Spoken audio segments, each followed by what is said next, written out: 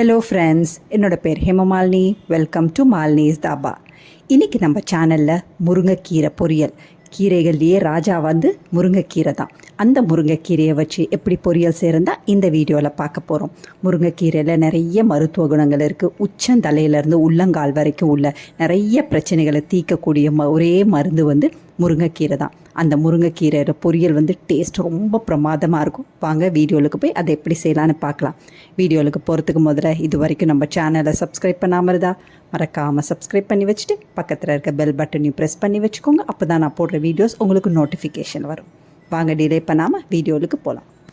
பாரம்பரியமான உணவு சமைக்கும் போது மண் சட்டி அப்படி இல்லைனா இரும்பு கடாயில் சமைக்கணும். நான் இன்றைக்கி மண் சட்டி அடுப்பில் வச்சுருக்கேன். இதில் ஒரு பெரிய குழிக்கரண்டி அளவுக்கு நெய் சேர்த்துக்கோங்க. நெய் நல்லா சூடானோன்னு 1 டீஸ்பூன் கடுகு, 1 டீஸ்பூன் உளுந்து, 3/4 டீஸ்பூன் அளவுக்கு சீரகம். இதுவும் நல்லா பொரிஞ்ச உடனே 6லேருந்து 7 காஞ்ச மிளகாவை நல்லா கிள்ளி போட்டு சேர்த்துக்கோங்க.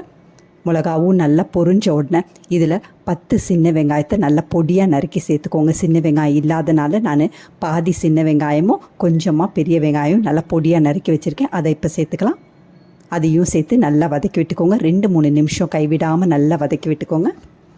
முருங்கைக்கீரை பொரியல் செய்யும்போது கண்டிப்பாக நெய்யில் தாளித்து விடுங்க. நெய்யில் தாளித்தா தான் டேஸ்ட் நல்லாயிருக்கும். அதே நேரத்தில் சத்துக்களும் நமக்கு நிறைய கிடைக்கும்.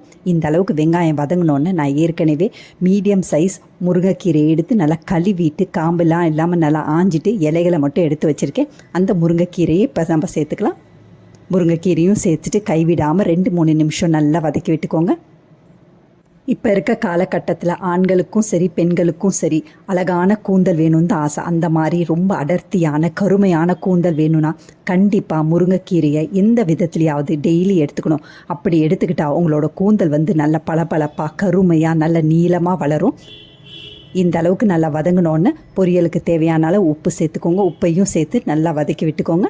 முருங்கைக்கீரையில் நிறைய ரெசிபி செய்யலாம். சாம்பார் வைக்கலாம், இந்த மாதிரி பொரியல் செஞ்சு சாப்பிடலாம். அப்படி இல்லைன்னா சூப் வச்சு கூட குடிக்கலாம். அதுவுமே இல்லையா பவுடர் பண்ணி வச்சு டெய்லி 1 ஸ்பூன் காலையில் எடுத்து குடிச்சிங்கன்னா உங்களோட முடி கண்டிப்பாக நல்ல நீளமாக வளரும்.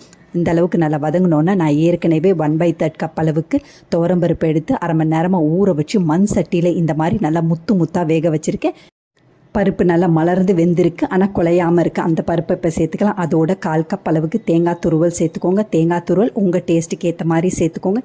சேர்த்துட்டு ஒரே 1 நிமிஷம் நல்லா பெரட்டி விட்டுக்கோங்க. அதுக்கு பிறகு அடுப்பை ஆஃப் பண்ணிடலாம். கீரை அதிக நேரம் அடுப்பில் இருந்தால் கீரையோட சத்துக்களை இழந்துரும்.